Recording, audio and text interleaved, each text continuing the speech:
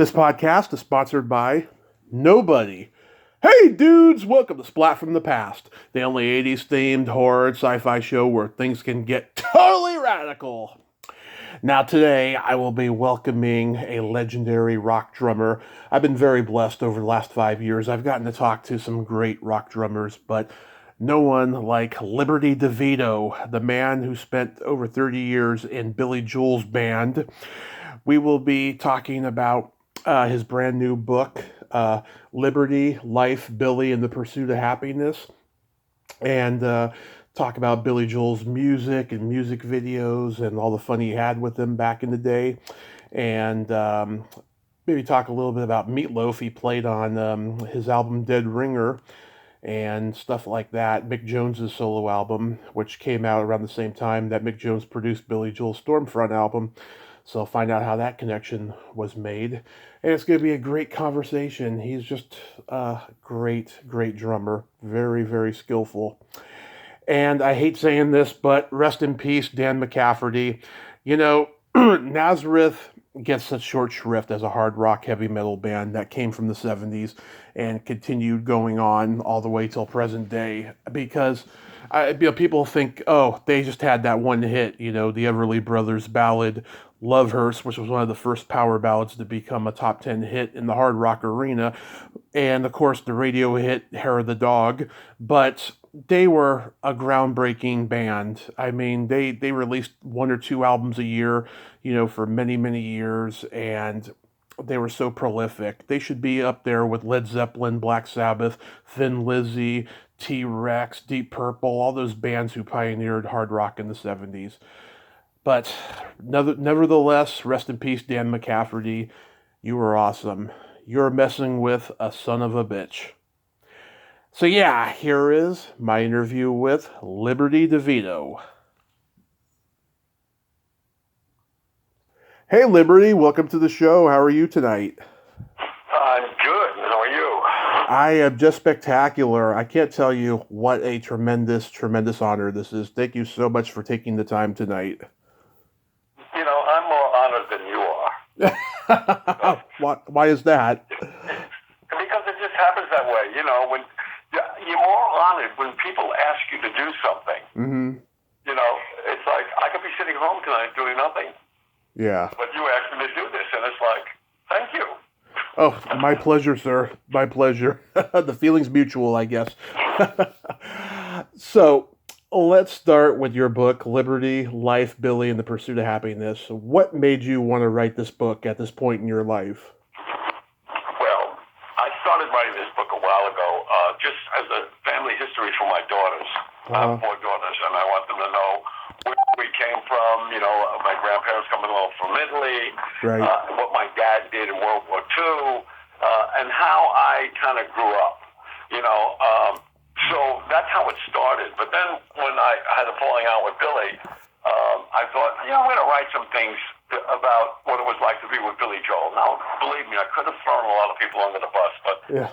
I didn't want to do that. That's cheap. That's a cheap shot, and I know so many people have done it, and they just didn't fare well for it. And so what I decided to do was to look at life standing in Billy's shoes. Like, why did Billy do what he did to people? I mean, he's got a 50 or more year career. Mm-hmm. You have to move forward to keep your career going like that. Right. And sometimes, not intentionally trying to hurt someone, you have to let them go. You have to move on. Mm-hmm. And so when I thought of it that way, I thought, this could be cool writing it from that perspective. And then I got kind of fed up seeing all these American Idol shows and all this kind of stuff where right. you sing a song and then these 4 people judge you and they say, oh, you're great and you're going to be famous and everything like that. And then, you get a record deal and you fall on your face. It's not like that. I wanted everybody to know it's not like that. You got to pay your dues. Right. So that's why I listed all the bands that I was in before Billy. Because Billy, people look at me sometimes and they go like, wow, you put up Billy Joel, that's so great, you're so lucky. It's not, no. I worked at it. It was hard work to get to that point. Mm-hmm. So that's why I wrote the book. Yeah, I mean, we live in this time now where just about everybody's writing their story. And I think it's great when band members write their memoirs because they're usually the most private members of the band and nobody ever really writes about them except about their music. Right, right. Nobody. We're always in the background. I mean, people would come up to me and go, "So Billy came up with everything, huh? What, did you do anything in the studio, or just play the drum?" It's like we created all the parts that we're playing. Billy came in with a song, Hmm. but he didn't have drum parts. He didn't have sax parts. He didn't have guitar parts.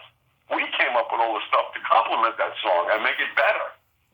You know. Yeah. So that's what I wanted people to know. Yeah. How long did it take overall to write the book?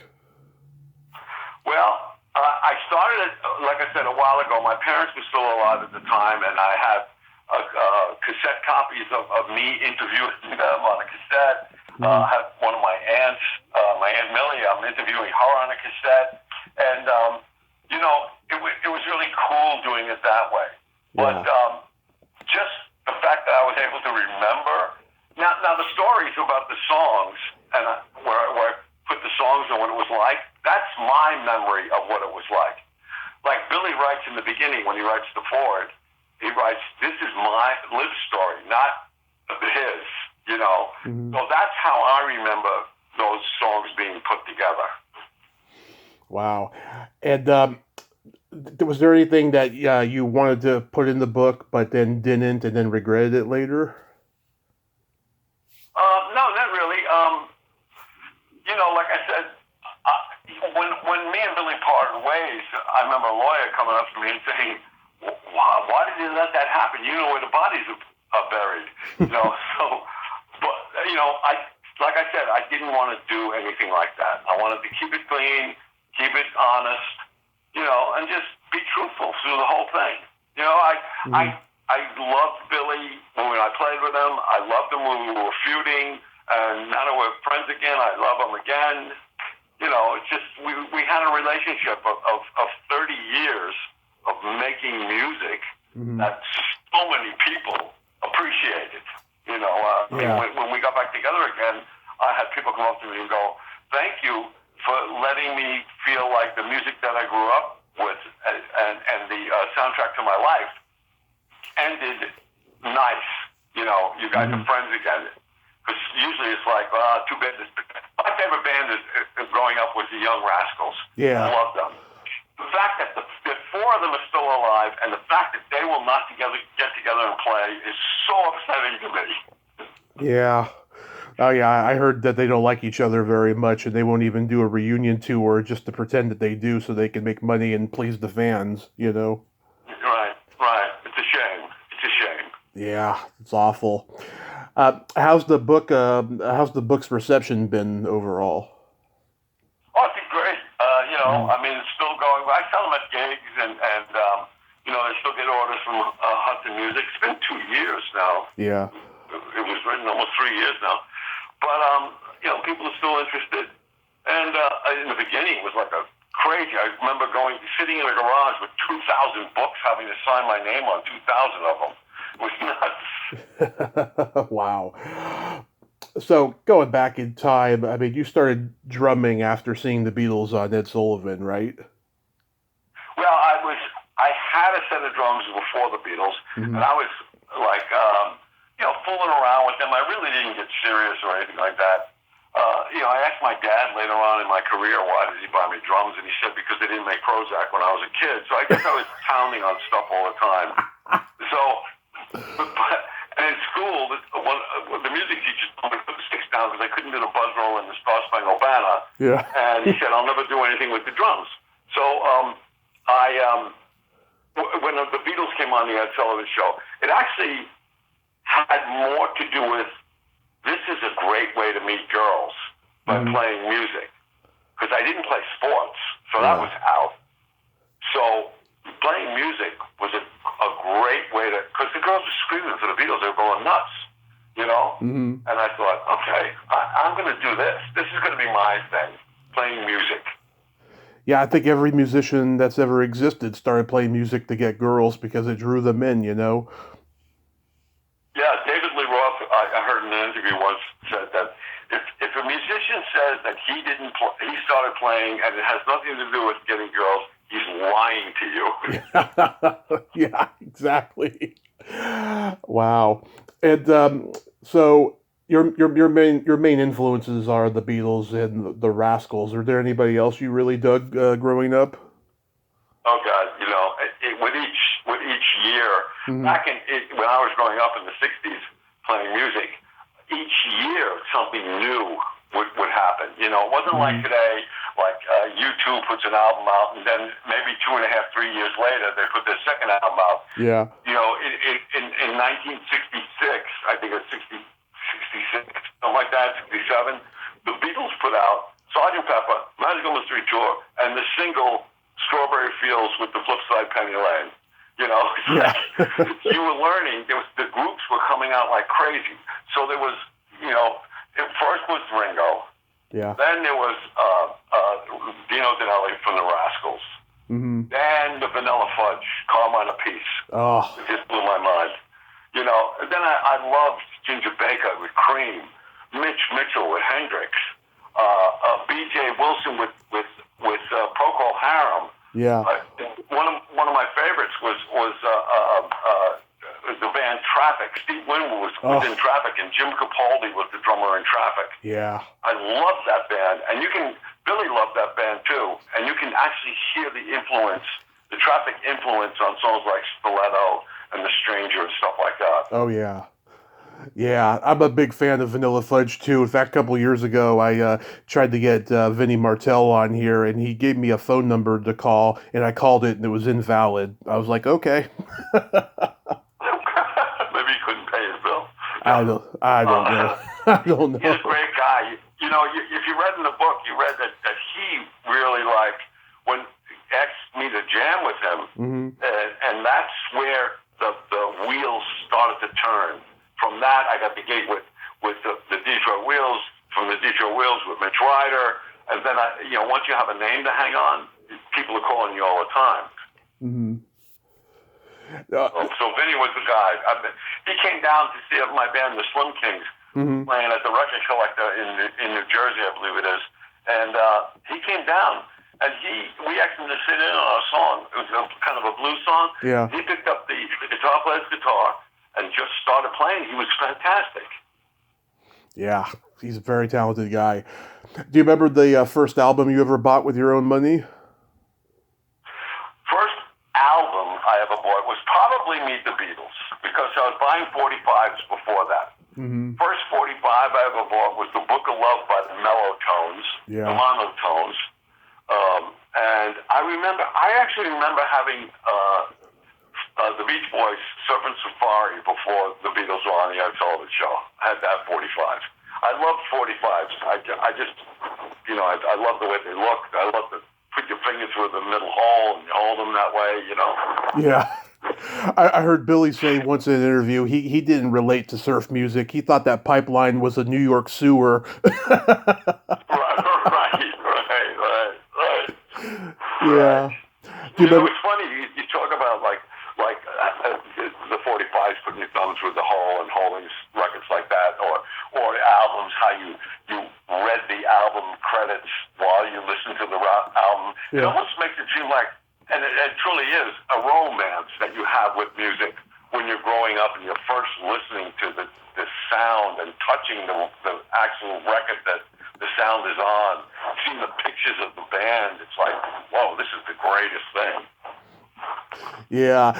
How about the first concert you attended? I went to was the Rascals opened up for the Byrds. Wow. At the Island Garden Arena. I think I was like 15 or 16 years old. Wow. David Crosby was still in the Byrds? What's that? David Crosby was still in the Byrds? Yeah.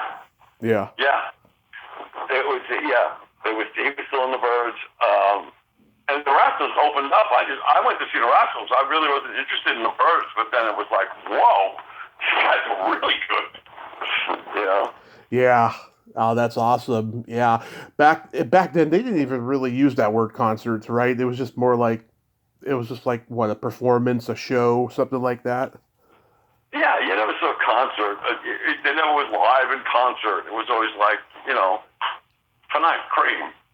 Yeah. Tonight, I went to see Cream, and all there was on the ticket was Cream. Yeah. So, Tonight, some band. right. So in Who's 1970, playing tonight? Jimi Hendrix. yeah. So in 1976, you joined Billy's band for the Turnstiles album. I'll never understand how "Say Goodbye to Hollywood" and "New York State of Mind" didn't become huge hits at that time because they're such great songs. Why do you think the album didn't do well? I don't think. See, it was originally supposed to be produced by what's his name from Caribou Ranch. I can't remember his name. Is it? But what is that? I was gonna say, was that Elton John's producer, Gus Dungeon, or whatever his name is? No, it was the guy that owned Caribou. What the hell is his name? Oh, it just slipped my mind. Anyway, I don't think when Billy fired him, because he actually got Elton, bass player and drummer, at D. Murray and Nigel Olsson to do the record Turnstiles with him, and Billy hated it. So Jim Guercio, that was his name. Billy fires Jim Guercio, and I don't think Columbia Records really got behind it. When he came out to Long Island and got us in there and decided he was going to produce this record himself. But you're right, the songs that are on there, every tour I ever did with Billy, and even with my band now, the Lords of 52nd Street, when we do shows, we are Turnstiles heavy. Those songs, are in the set list, and they really held up well. Oh yeah, Angry Young Man is on there. Is it Miami on there? Miami 2017? Miami 2017, yeah, it's on there. I've Loved These Days is on there. Like I said, saying about Hollywood, Summer Island Falls is on there. Right. Great tunes. Yeah, Garcia, he produced Chicago and Blood, Sweat, and Tears. Yes, he did. Yeah. So maybe there was a possibility that he could have added a lot of horns to Billy's sound, You're right. We wouldn't sound like the traffic in Brooklyn. It sounds like out my window. A lot of horns. That wouldn't be such a bad thing. But it wasn't until like a year later when The Stranger hit, and then pretty soon everybody knew who Billy was. My favorite hit from the album is Only the Good Die Young, because I'm Catholic, and it makes me laugh at how sardonically and earnestly he breaks down teenage lust in a Catholic setting. Did the Catholic leagues really get pissed at him for that song? Oh, yeah. They did. They banned it. The Catholic diocese banned it. But it's funny you say being Catholic. Yeah. He first played up. We were in Knoxville, Tennessee. We had a couple of days off. Yeah. Me and our sound guy, Brian Ruggles, went and joined the circus. The circus was in town. They took us under their wing, and we went on the train. And so I come back, and I see Richie Canada in the hall of the hotel, and he runs up to me and goes, "You gotta hear the song that Billy just wrote." Yeah. So Billy comes in my room with a guitar, and he plays Only the Good Die Young, but reggae style. He's playing tick tick.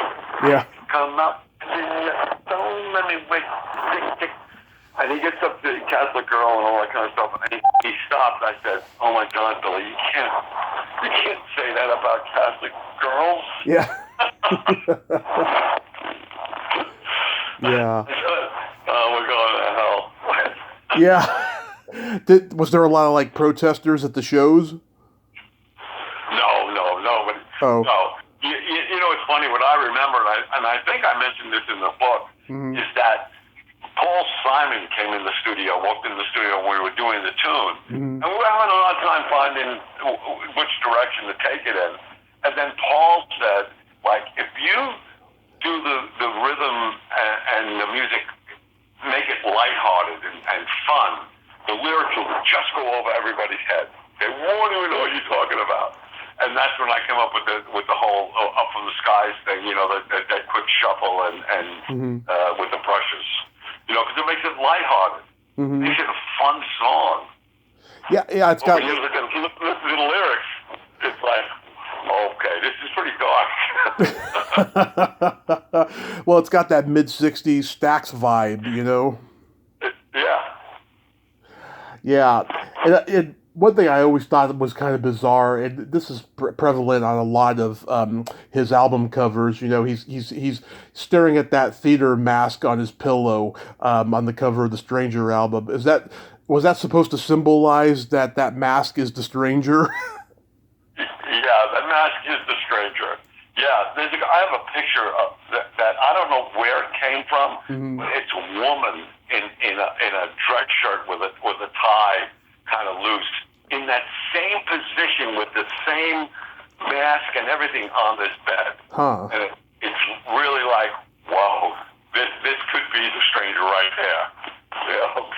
Yeah, it's like he was going dark there. Yeah. And of course, on the cover of 52nd Street, Billy's holding that trumpet. Can he actually play trumpet? No. Oh. No, he played the trumpet. And the reason 52nd Street, you know, we were trying to come up with names for the record, Mm-hmm. and you know, Russell Jarvis was coming up with Old Bug Eyes is back, you know, because Yeah. Frank Sinatra had Old Blue Eyes is back, you know, and so we thought, Billy said, look, how about the way the Beatles called their album Abbey Road? That's where the studio was. Yeah. So A&R Studios, where we recorded The Stranger, was on the corner of 7th Avenue and 52nd Street. Now, at the time, and before we were doing the album, 52nd Street housed a lot of jazz clubs, and the union, the musicians union, was on 52nd Street too. And so that's where Billy has the trumpet outside, and he's actually at the entrance, the elevator entrance, with the service entrance where he was standing, not the main entrance to the building. Mm-hmm. That's the way we went in all the time, the service entrance. Yeah, my dad had it on vinyl when I was a kid. He used to play it all the time. I remember the first time I ever watched an episode of Bosom Buddies, I was like, yeah, 52nd Street, baby. My life, yeah. Yeah. I think, though, Billy's most underrated album is The Nylon Curtain. And I know that when he was recording that, he was going through a lot, you know, in his life with his first marriage dissolving. Were you aware at the time, though, that the album was that good? Yeah, well, I knew, see, when we did albums, we would go into the studio, and Billy would say, like, the album before it was Glass Houses.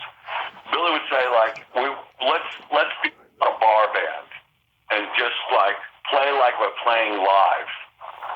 You know what I mean? Yeah. So when you listen to Glass Houses, it's like whatever we did in the studio could be duplicated live real easily because we played it as a band, and so it was easy to duplicate. For the Nylon Curtain, he said, don't even think about what you're going to play live.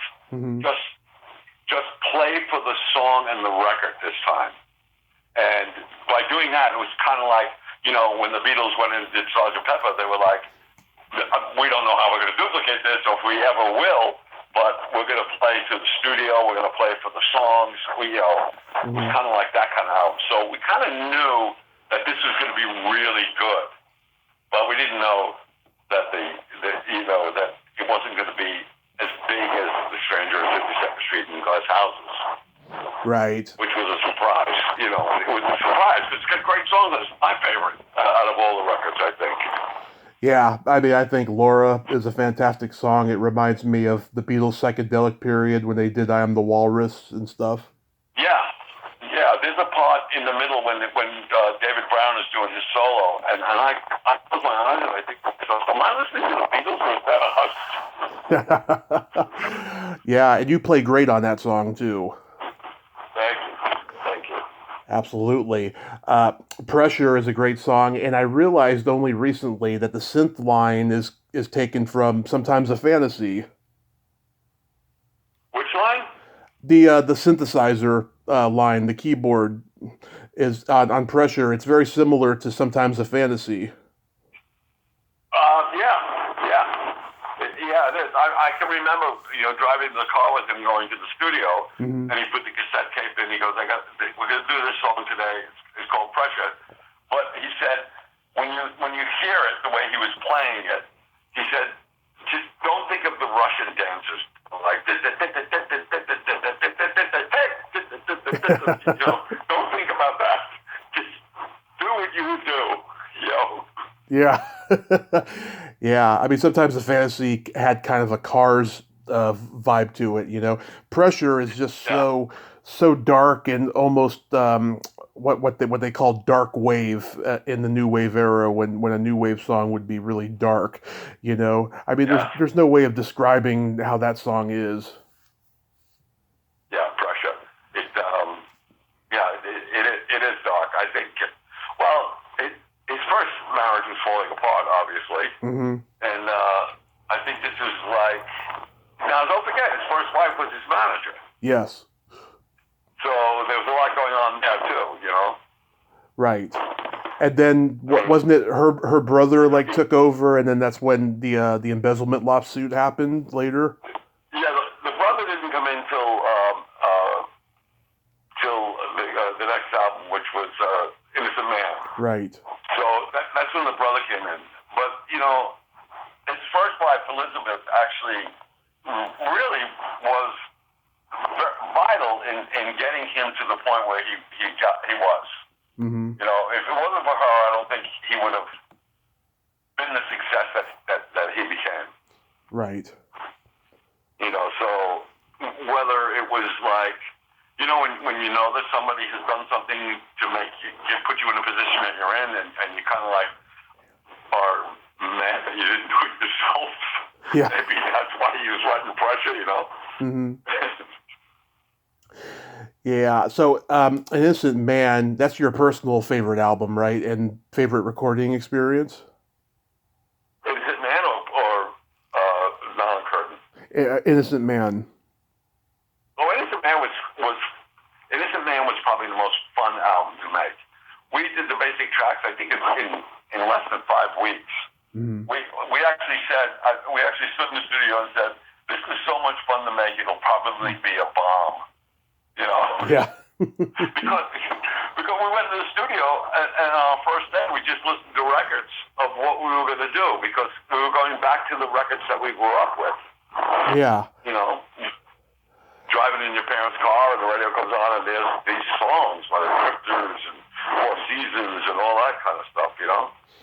Yeah, you guys did such a great job replicating the R&B sounds of the '60s, and you made it sound so authentic and affectionate without sounding pretentious. Right. Yeah. We nailed the Four Seasons sound so much that when Frankie Valli heard Uptown Girl, he called up Bill Ramone and said, "Why can't you get me a song like that?" He should have covered it later. You know. Yeah. I love Easy Money. It's very James Brown-esque, you know, and I love how it's in the Rodney Dangerfield movie at the beginning. Yeah, but the first time I ever heard it Hmm. was at that point where I went to the movies and I'm sitting in the theater and the movie comes on and the first thing I hear is and I went, "Oh man, I forgot we were in this." Yeah. So that was really exciting for me to hear that. And the way the song was recorded, it was the only song that everybody that's on that record was playing in the studio at the same time. Horns, background vocals, Yeah. guitars, drums, everybody. Billy was in a booth. Then Richard T was playing the piano. Hmm. Yeah, Rodney was in the Tell Her About It video when they're doing the Ed Sullivan Show thing. Did you guys get to know Rodney a little? Yeah, I met him. He came to a couple of shows. Hmm. Funny guy. Oh, I guess he can't not be funny. one of the absolute best, you know. And in hindsight, he really doesn't get no respect. He gets no respect at all. Yeah, he was just a great joke writer, and just the way he delivered it, it was just perfect. I heard his comedy club closed down recently. Yeah, Dennis Fields. That's sad. I mean, all of his Yeah. HBO specials were there, and he broke so many famous comedians. Oh yeah, that's great to watch on YouTube. To watch Sam Kinison at Dangerfield. Yeah. It's great. Seinfeld at Dangerfield.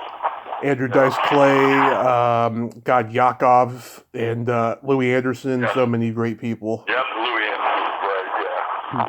So let me ask you something about you. Okay. You're like a movie buff. I'm a huge movie buff, huge music buff, television, all of that. Interesting. Yeah, I like movies. I like MTV. But the movies, yeah. What's your favorite movie? my favorite movie of all time is Back to the Future. Oh, okay. Cool. Yeah, and of course I like the old classics, from the 30s, 40s, 50s, 60s. Anything that Jimmy Stewart was in. I love Yeah. Bogart and Cagney. I love all that stuff. Well, Jimmy Stewart, he was in The Man Who Shot Liberty Valance. Of course. So, when I was in sixth grade, I went in. We had these little books that when you graduated sixth grade, your teachers and your friends all signed these little books.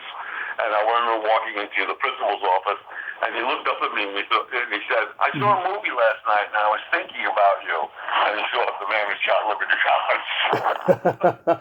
I talked to an actor last week who was actually on the set of The Man Who Shot Liberty Valance because he lived across the street from Andy Devine. Oh wow! Yeah, Wow.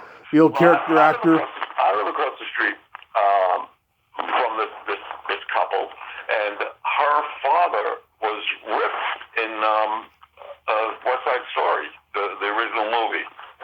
Oh God, who played Riff? I'm trying to remember because I interviewed the guy who played Action, Tony Mordente.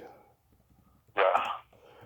Wow, that's crazy. Let me look that up. But I wanted to bring up The Longest Time. My dad is a huge fan of that song because you guys managed to pull off a song with not much instrumentation, just vocals and hand clapping. It's so impressive. What do you remember about recording that song?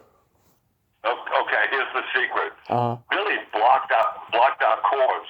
Well, I played on a tape box, a half-inch tape box with brushes, and Doug Stegmeyer played bass, and Billy sang the melody while he just blocked out chords on the piano. mm-hmm. Like he would play bang, bang, bang, bang, bang, bang, and while he sang along with it, and then removed the piano part, so it sounded like just guys singing, but you can still hear me and Doug in the background. Interesting. Wow. And so it's not really true a cappella. Yeah. But there's bass and drums in it. Wow. But it's close enough. I know that in New York City, there was CBS FM, and they played oldies. At the time when Innocent Man came out, they were playing like all the oldies. And the disc jockey said, "Look, we're going to play a brand new record, and I have to play it because they captured the sound and the whole mood of the oldies." Mm-hmm. And they played Longest Time. Wow. And that song is, the song "So Much in Love" by the Times. Oh yeah, what's his name? Timothy B. Schmidt from the Eagles covered it, I think, around that same time, and it's very similar. Yeah, really similar. Yeah, that's one of the ones we listened to before we did it. Oh wow, that's interesting. Yeah, the music video is fun. The 50s high school reunion. How long did that take to film? The 2 days they did that. Oh yeah. 2 days. And it's funny. I forgot where it was filmed until these fans, these guys that have a website, the Billy Joel kind of fan club thing. They went into the school that it was filmed at, and they wrote where it was done, and the school is around the block from where I live. I forgot all about it. Yeah, you forgot all about it. Yeah. Yeah, and Jay Dubin, he directed all the Innocent Man videos. I almost interviewed him last year, and yeah, he put Joe Piscopo in the Keeping the Faith video because he had directed his HBO special like around that same time. Yeah, yeah, yeah. And Rodney, we did the favor of Easy Money, so he did the, Colorado video. Yeah, because Rodney in 1983, that was the year that he like really exploded. I mean, he had his Rappin' Rodney album out and that movie, and Rodney Mania was in full effect that year. Yeah. So what are your favorite Billy Joel songs? Jeez. I'm like the ballads. Like I love the song Honesty. I think it's a great song. Mm-hmm. I love on Stormfront there's Leningrad. Oh yeah. I love it because I was there with him and I sat next to him when he was writing the tune. And he really captured what it felt like. Right. That whole thing. I love what's the name of that one?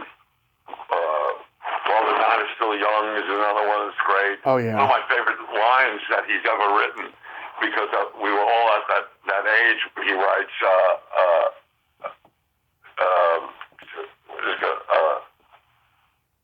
how the heck does the line go? I can't look at the other side.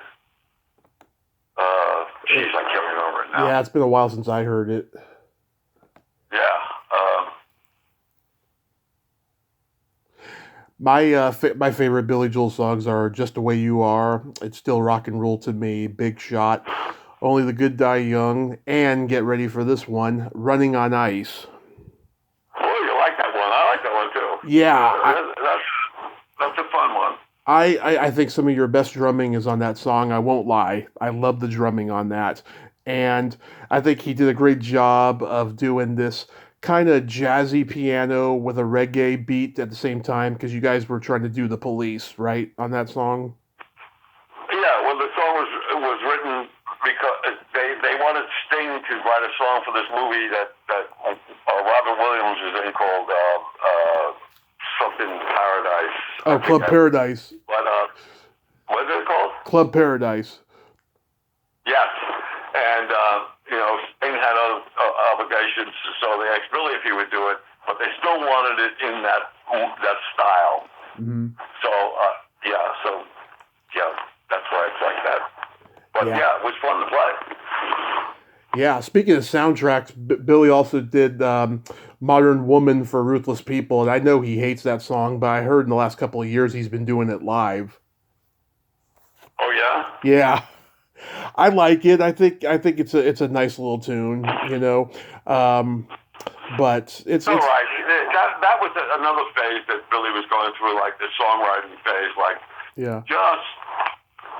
just couldn't get just couldn't get it right, like it's the Bridge album. A Matter of Trust is on the Bridge album. It would have been great if it was on the Stormfront album, Yeah. Because that's a good song, A Matter of Trust. Yeah. I like that one. I think that and Running on Ice are like the two big highlights from the Bridge because otherwise he was probably just exhausted, because of the success of Innocent Man and of course his greatest hits album that came out the year before. He probably just wanted to take a break, but he had to keep going. Oh yeah, he had an obligation, contracts to fill. Yeah.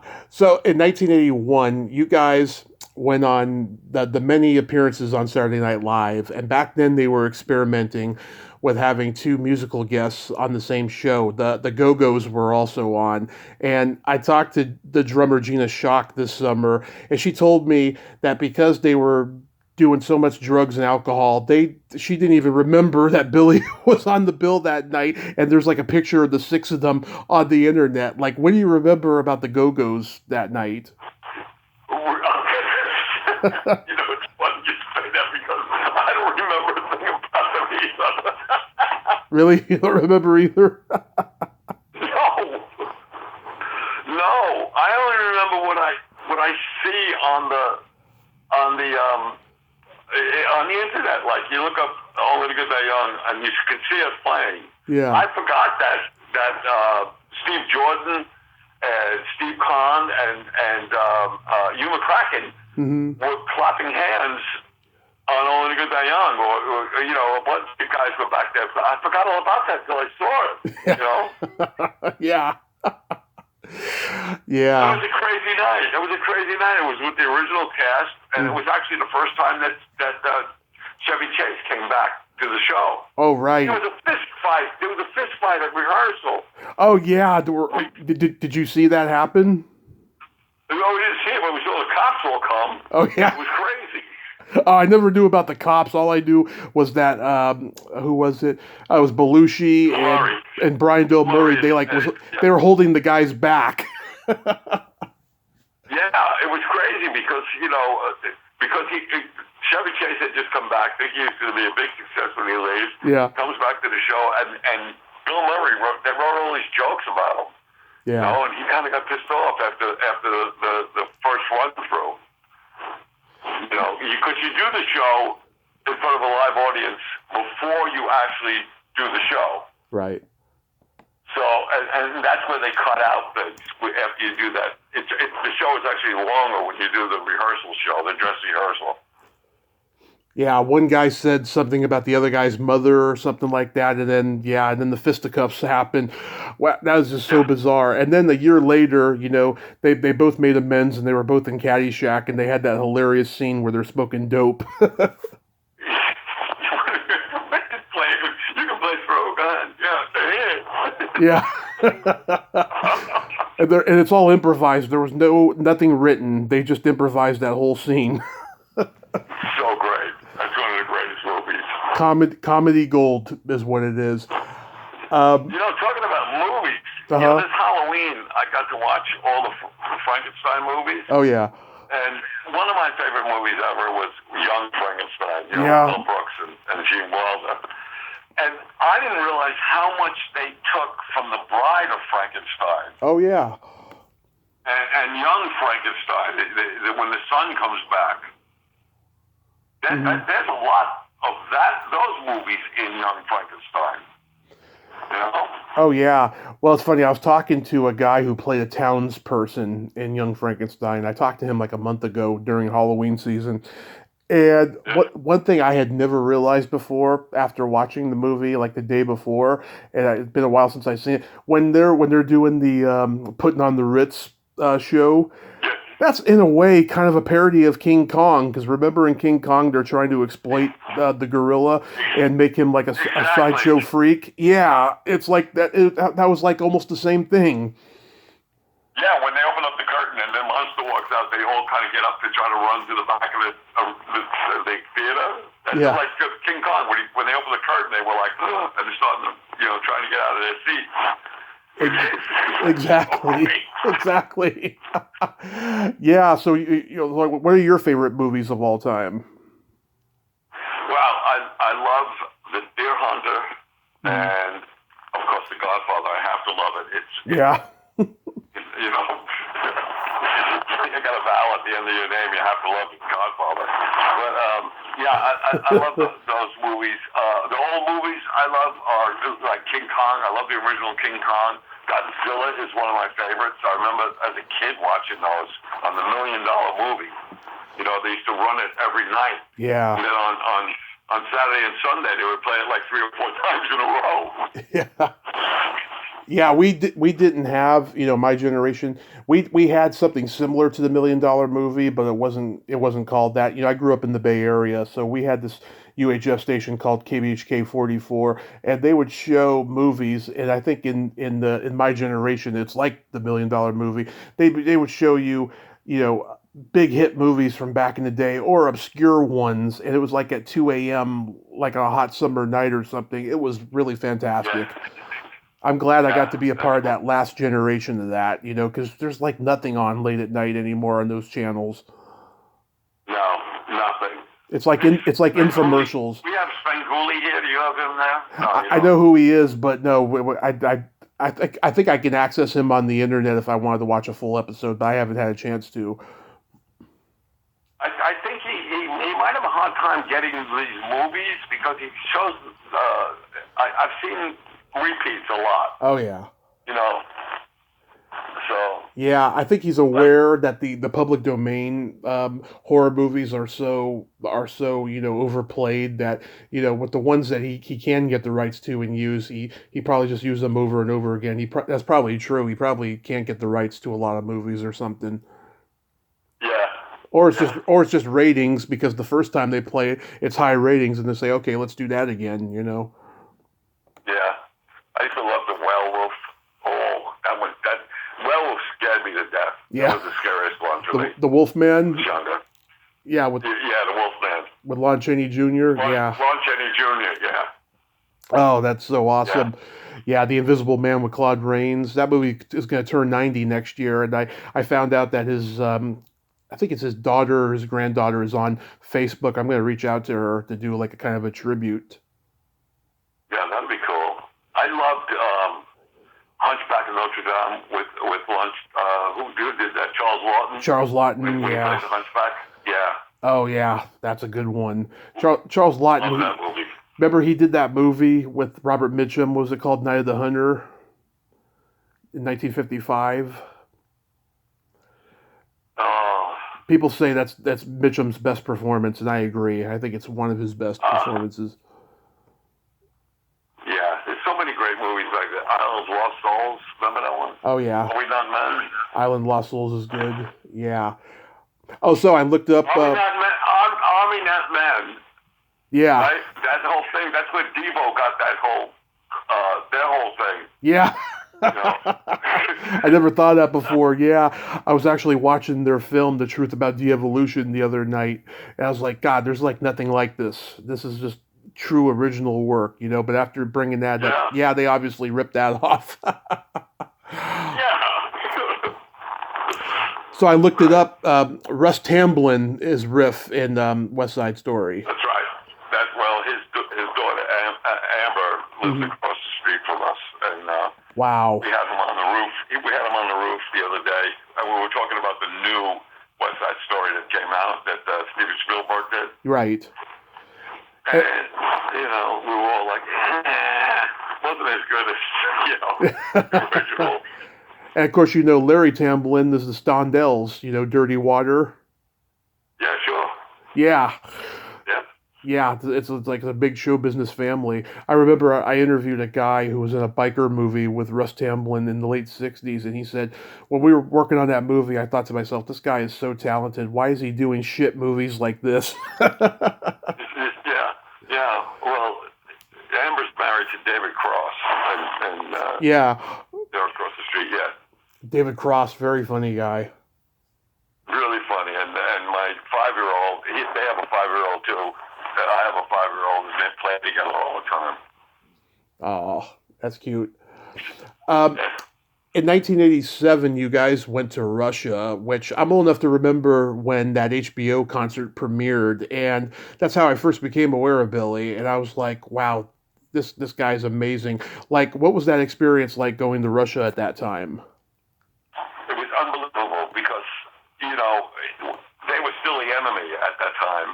Mm-hmm. At least we grew up with the propaganda of that they were the enemy. When I was growing up, we used to have to hide under the desks in school because they were going to drop atomic bombs on us. Mm-hmm. Like what good would the desks do if they did that?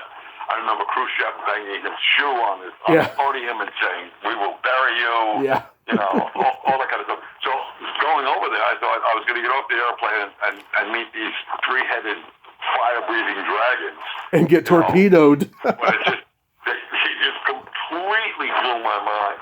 Yeah.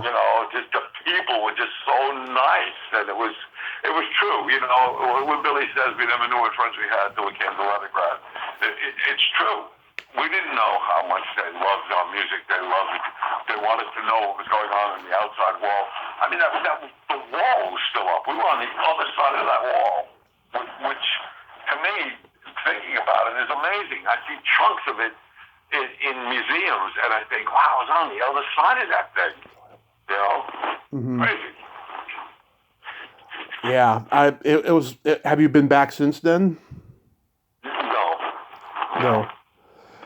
Wow. Yeah, that was a pretty good show. That was the first time I heard back in the USSR. Yeah, we played that in Russia before Paul McCartney got to play it in Russia. Was he pissed off about that? I don't know. Yeah.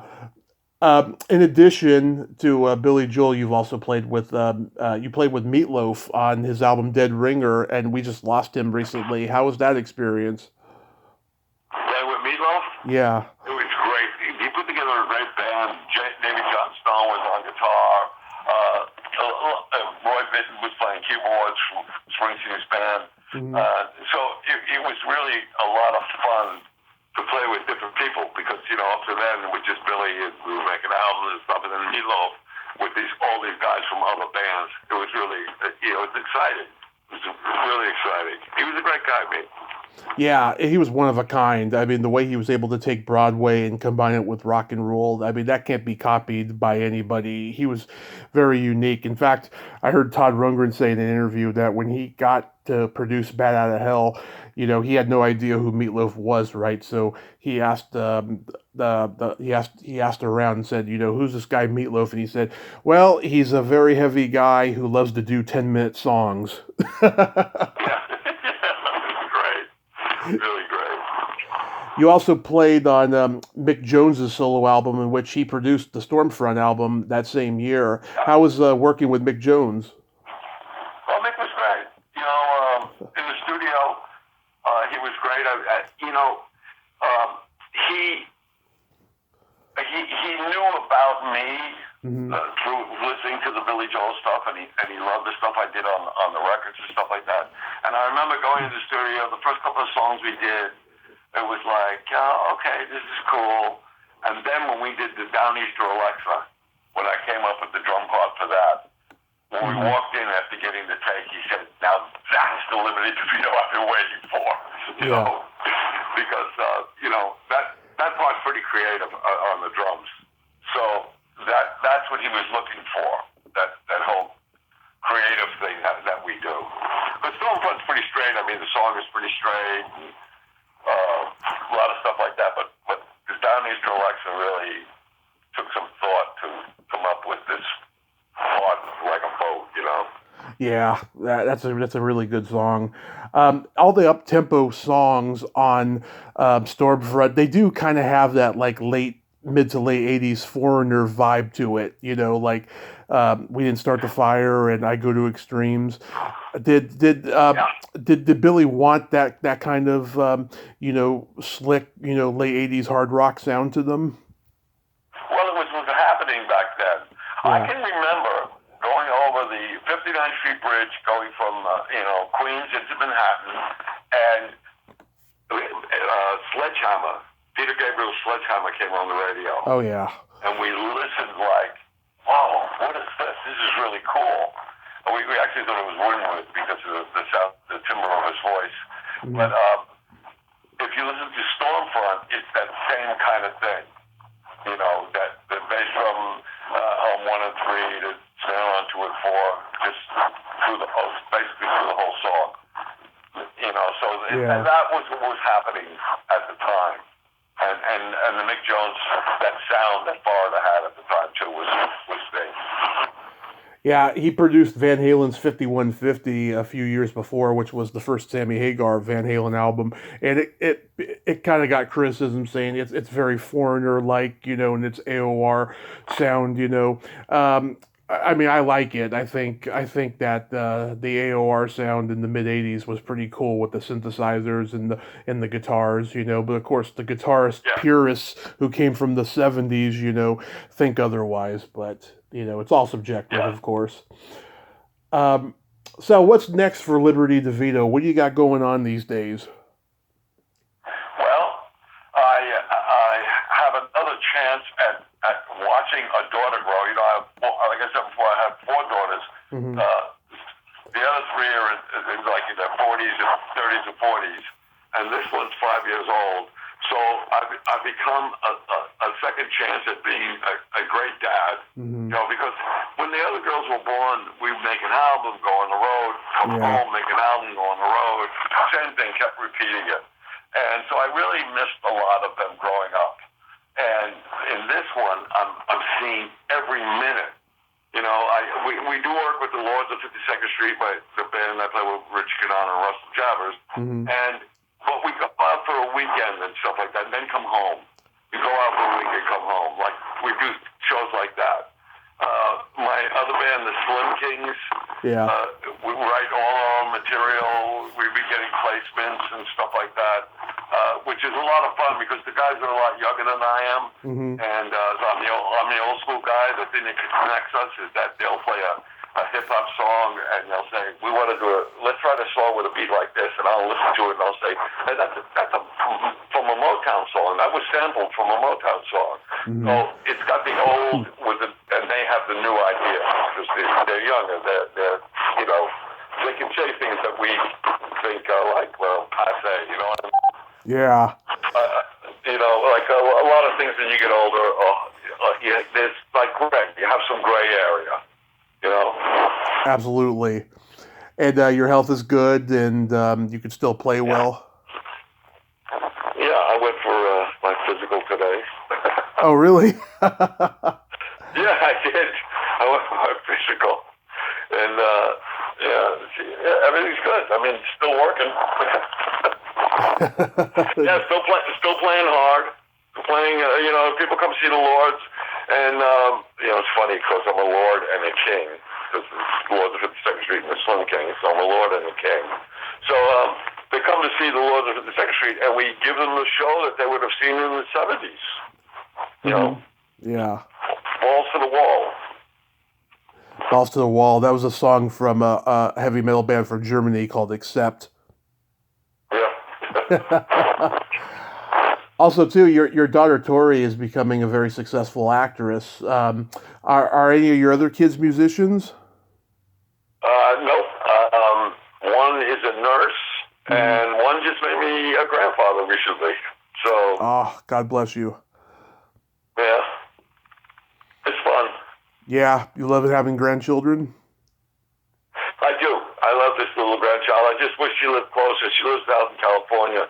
They live in Lompoc, which is about an hour north of Santa Barbara.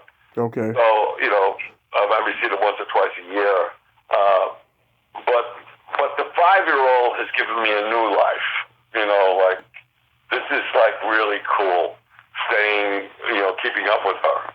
I always say she's like killing me by keeping me alive, you know? Yeah. You are blessed, Liberty. You really are. And that is just so amazing that you've got all that going on. I want to thank you so much for coming on tonight and sharing all these great stories. You know, I'm sure you saw that I do have a children's book out now. It's a Christmas children's book called Love Santa Claus. Oh, really? It's a children's book. How long did it take that to write? Well, that was in a drawer for a long time. Okay. The part about Santa Claus, you know. But I have a friend that helped me, Simon Mills. He helped me with the other book, and he got involved with this publishing company called Imagine and Wonder, which writes children's books. And I said, I think I got a children's book too. And I passed it on to him, and he was like, yeah, this could be pretty good. And Imagine and Wonder liked it, and they published it. It's out. You can pre-order it now, and really soon it should be, you know, in the stores. It'll be in the stores soon. Christmas is coming. I envy anybody who can write children's books. I mean, I'm a writer myself, and I'm not capable of writing anything without cursing in it.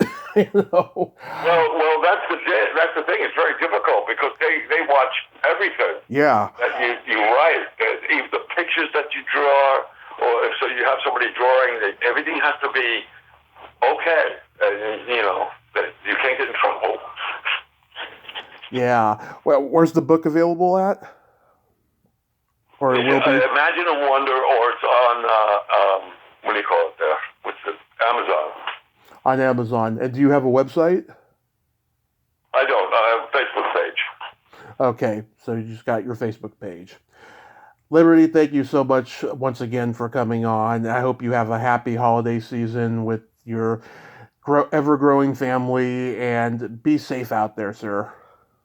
Well, thank you so much, and you be safe too, there, Tom. Thank you, sir. Okay. Ciao. Have a good night. Bye-bye. Bye.